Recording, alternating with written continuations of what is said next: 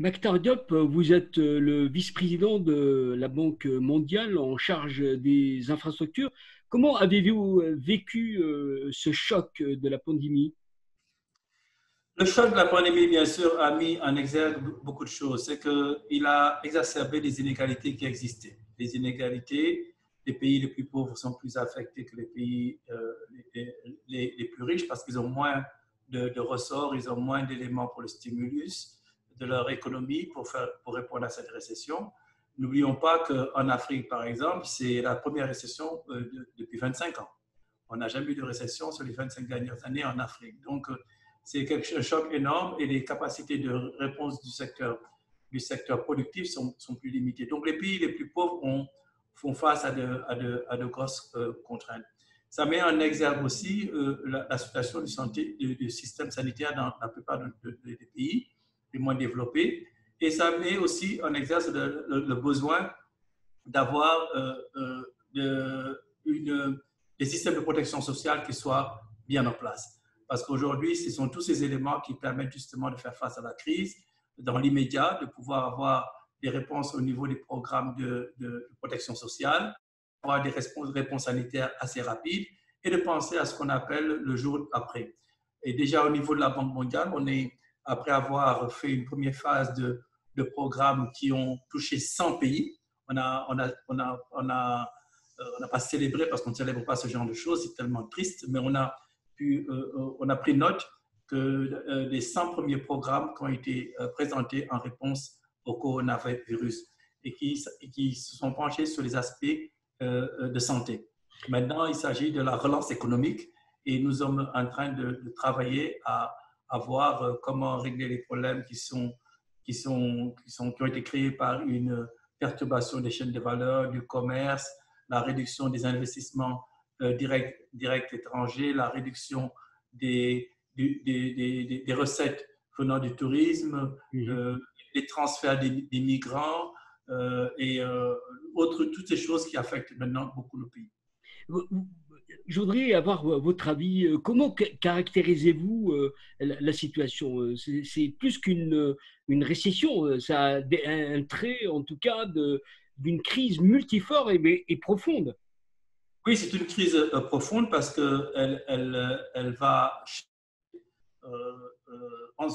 la manière dont le système productif va fonctionner. On parle de plus en plus d'activités qui vont exiger moins de contact physique, au moins jusqu'au moment où on aura trouvé un vaccin qui fonctionne.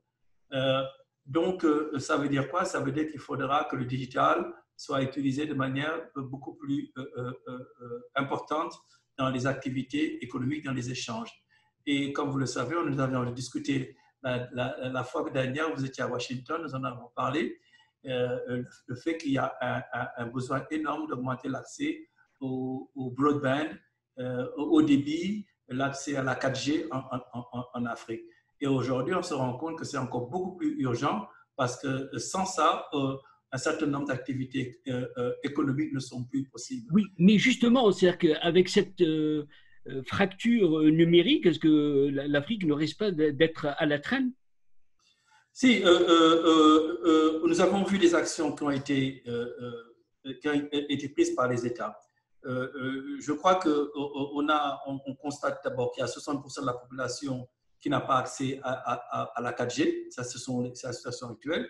Mais ce que nous avons noté, c'est une volonté des États vraiment d'accélérer les programmes qui avaient été envisagés. Et qu'est-ce que ça veut dire spécifiquement? C'est avec ITU, International Telecommunication Union, avec au sein de la Broadband Commission et le WEF et la GSMA, nous avons discuté, mis en place un programme qui vise à accélérer l'accès dans l'immédiat à la broadband. Dans le court terme, ce qu'on veut, c'est qu'on facilite l'accès au spectre, parce qu'il y avait des rigidités dans l'allocation du spectre, pour permettre justement d'avoir plus de données qui soient mises à disposition à travers les sociétés de télécommunications. Et ça, c'est une discussion avec les régulateurs. Deuxièmement, accélérer l'accès à la fibre noire, ce dont on a parlé. c'est toute cette fibre optique qui est installée et qui n'est pas utilisée parce que, bon, il y a des contraintes, il y a les États ne considèrent que ça ne doit pas être le secteur privé ne doit pas accéder à cela. Libérer toute cette fibre noire qui est disponible. Troisièmement, pouvoir accélérer le nombre d'applications. Il y a un certain nombre de secteurs qui n'utilisaient pas toutes les possibilités offertes par le digital. Donc, c'est l'occasion. On parle d'éducation, on parlera de plus en plus de services de santé.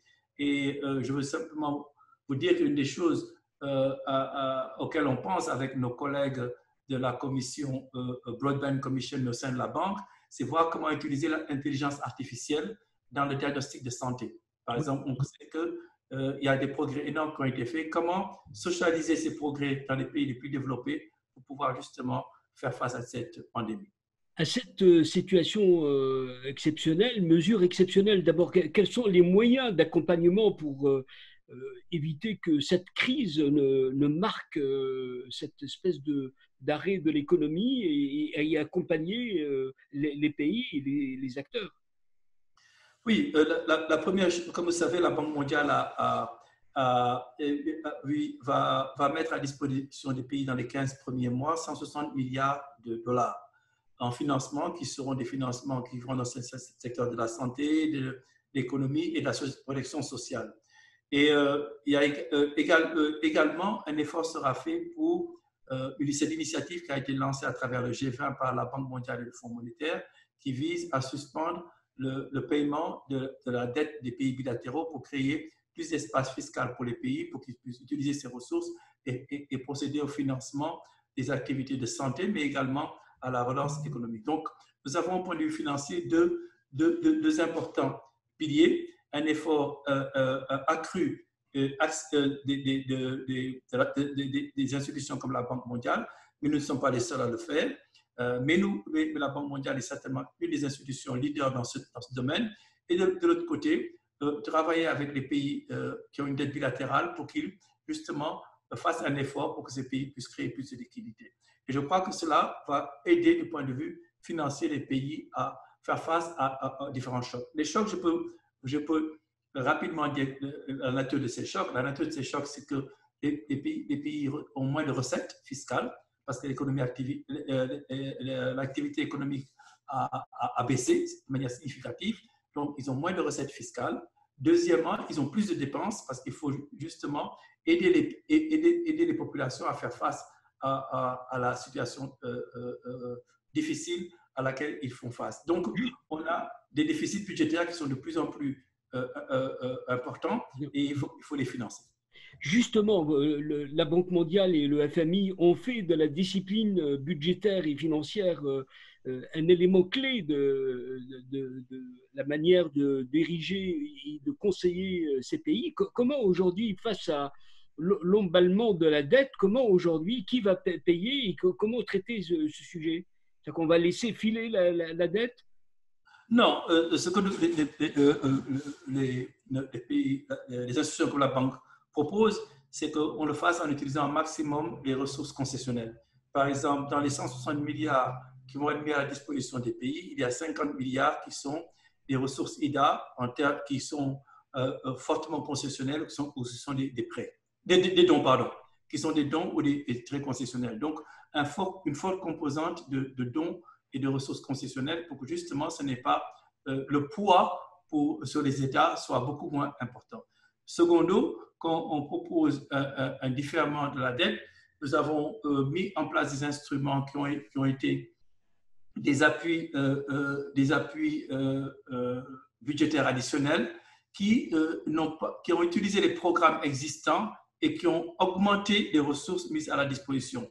C'est-à-dire qu'on avait un appui budgétaire, on a pris l'appui budgétaire qui existait avec les conditions qui ont déjà été mises en œuvre et qui allaient être mises en œuvre par le gouvernement, et nous avons augmenté le volume sans ajouter d'autres conditions de politique, de réforme, parce que nous savons que dans les conditions actuelles, c'est très difficile pour les pays. Ce n'est pas le moment pour les pays de commencer à entamer des réformes qui soient très compliquées et qui soient peut-être coûteuses d'un point de vue sur le court terme. Donc, ce que nous avons fait, c'est qu'on dit aux pays, nous allons faciliter l'accès à ces ressources en ayant des appuis budgétaires additionnels qui s'appuient simplement sur l'existant et en termes de réformes existantes que vous avez déjà mises en œuvre et on va augmenter le volume de ces appuis. Donc, c'est ce que nous faisons pour tenir compte de la réalité récente dans laquelle nous vivons où, bien sûr, les pays sont pris à la gorge sur les deux fronts, le front du secteur des dépenses et sur les recettes qui sont en baisse. C'est-à-dire, cela suppose, selon vous, de revoir les priorités et de les hiérarchiser différemment ou comment voyez-vous concrètement cette réalité? On dit qu'il ne faut jamais, you never miss a crisis. C'est une opportunité pour faire quelque chose différemment. C'est une opportunité justement de penser à l'allocation de ces dépenses. Okay? À l'avenir, en regardant un peu l'allocation des dépenses, les pays sont en train de revoir est-ce que vraiment on avait bien alloué nos dépenses? Est-ce qu'il n'y a pas des dépenses qui n'étaient pas prioritaires qui avaient été mises dans notre budget? Donc, au sortir de cette crise, et comme nous essayons d'accompagner les pays à sortir de cette crise, il est clair qu'il va y avoir une relecture un peu des priorités au niveau des dépenses publiques. Et ces priorités vont certainement se diriger vers les secteurs de la santé, de l'éducation, les secteurs de la protection sociale, parce qu'il va y avoir un coût sur l'emploi des ménages qui va, dans une période qui va durer. Même des pays comme l'économie beaucoup plus la première économie au monde, qui aujourd'hui vont enregistrer près de 40 millions de chômeurs. Donc, pour nos pays où il y a un secteur informel qui est déjà très vulnérable et qui est encore plus affecté par le confinement et autres mesures qui ont été prises, il sera important de les accompagner et d'avoir, donc, sur le moyen terme, d'avoir des programmes de protection sociale qui les accompagnent pour sortir de cette crise. Maintenant, cela étant dit, c'est une opportunité aussi pour les autres dépenses qui sont aussi importantes sur la croissance à long terme du pays, telles que l'investissement dans les infrastructures, de s'assurer que maintenant, on a créé les conditions pour le secteur privé de pouvoir investir. Parce que peut-être le gouvernement, les pays, le secteur public ne pourra plus maintenir la même trajectoire d'investissement public qu'ils avaient avant la crise. Donc, pour ne pas réduire le niveau total d'investissement dans le secteur des infrastructures, il faudra être encore plus attractif pour le secteur privé pour qu'il puisse prendre le relais. Vous êtes à la tête de plusieurs secteurs clés. Certes, l'appellation générique, ce sont les infrastructures, mais l'énergie, vous avez l'industrie, les industries extractives, le transport, le développement du numérique, le financement des PPP. Il y a des secteurs clés importants, mais comment aujourd'hui, analysez-vous en termes de reprise de projets sur ces secteurs qui, au fond, qui ne font pas des priorités de l'Afrique aujourd'hui, impactées par la crise? Comment pensez-vous déclencher la dynamique et être au rendez-vous? Il y a d'abord des mesures à court terme. Immédiatement, c'est que quand vous voyez les réponses que les États ont mises en place, c'est de dire les revenus les plus faibles devront différer le paiement de la facture d'électricité.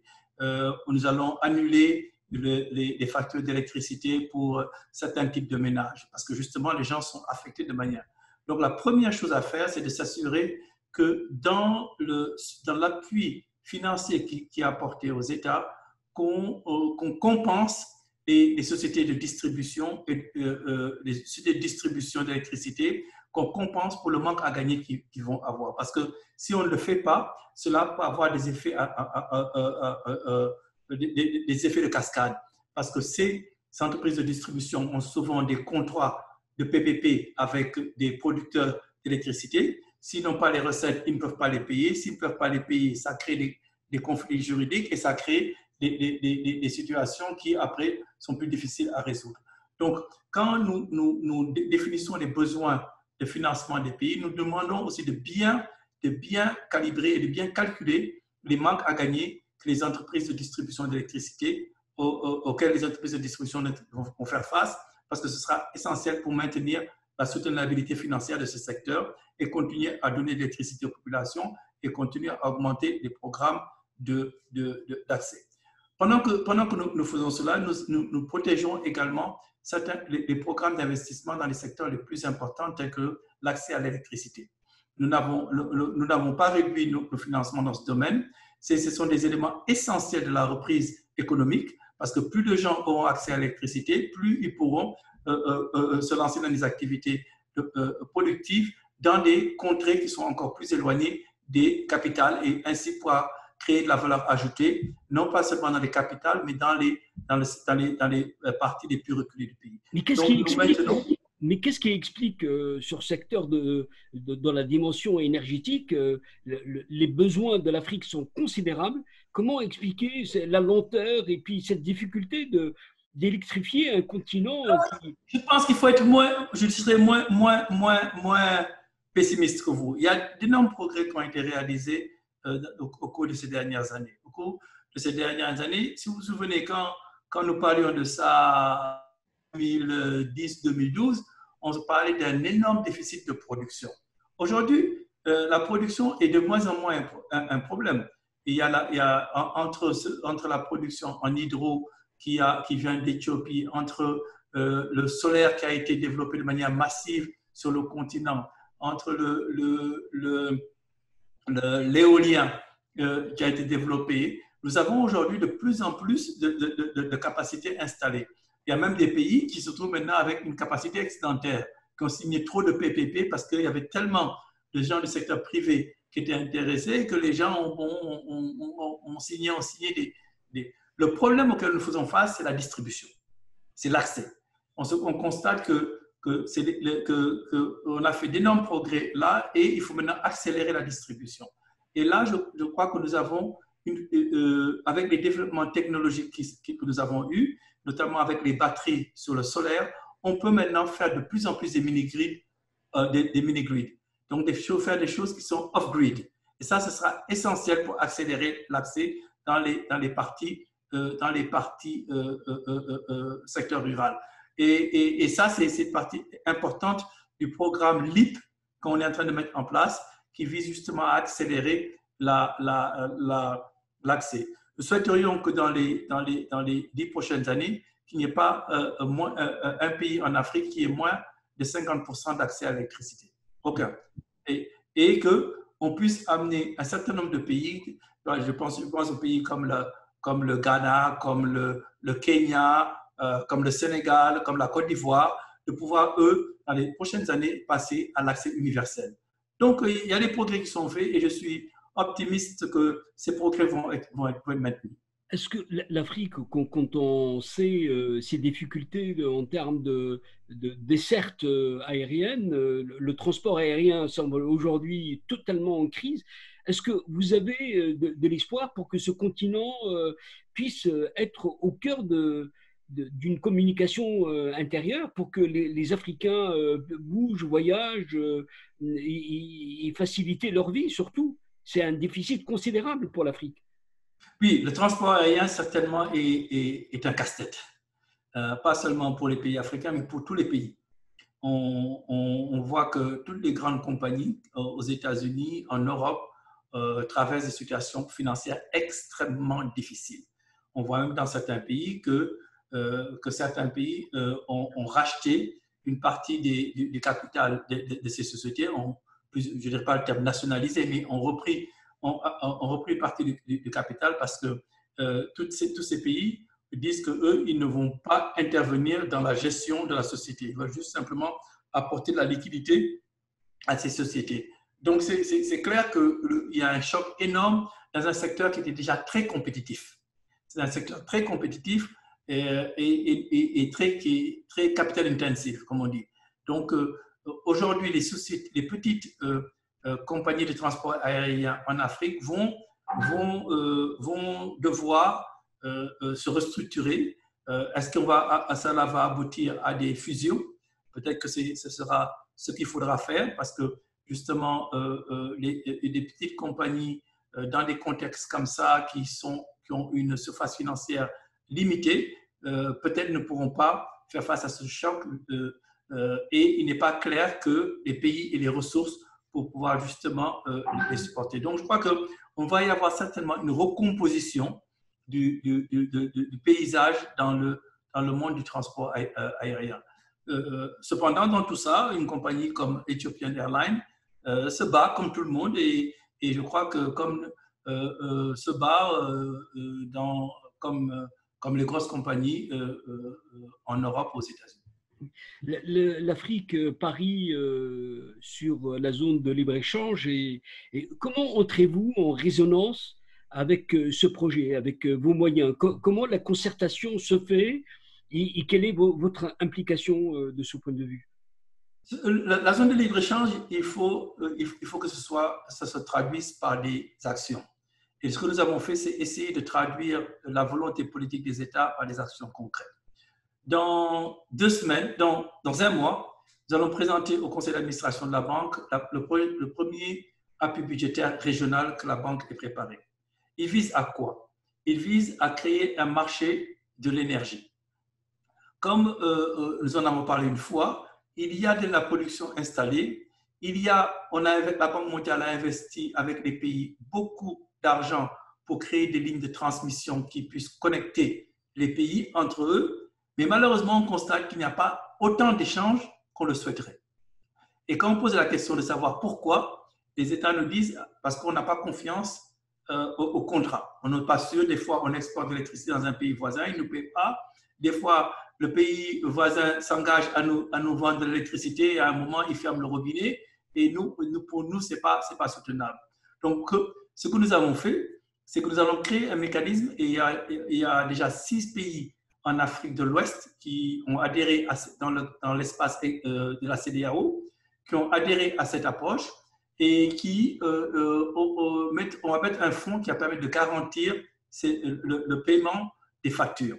Donc, si un pays ne paie pas, exporte de l'électricité et qu'il y a un défaut de paiement, on active ce mécanisme et après, on le récupère cet argent dans l'État. Ça, c'est concrètement faire un pas concret pour l'intégration sur le continent. Parce qu'on commence maintenant à faire plus de commerce. Et le commerce, ce n'est pas seulement le commerce des biens, mais l'exportation d'électricité, c'est une part essentielle. Qu'est-ce que ça va permettre de faire? Ça va permettre, particulièrement pour les pays fragiles, qui avaient un coût d'électricité très, très élevé, le double, le triple, le quadruple de ce que d'autres pays avaient, et qui sont les pays les plus pauvres, de pouvoir maintenant importer des sources d'électricité qui soient beaucoup moins chères. Et la beauté de tout cela, c'est que l'Afrique est en train de développer sa matrice énergétique, mais de manière propre. Et ça, on n'en parle pas assez. L'Afrique est certainement un des continents aujourd'hui qui a mis, en termes relatifs, de plus en plus d'énergie renouvelable, que ce soit le solaire, avec scaling up solaire, sur l'éolien, sur l'hydro. Donc, il y a une histoire importante à discuter là. Et je crois que ce sera peut-être quelque chose qui devra certainement faire l'objet de discussions à la COP26 qui arrive.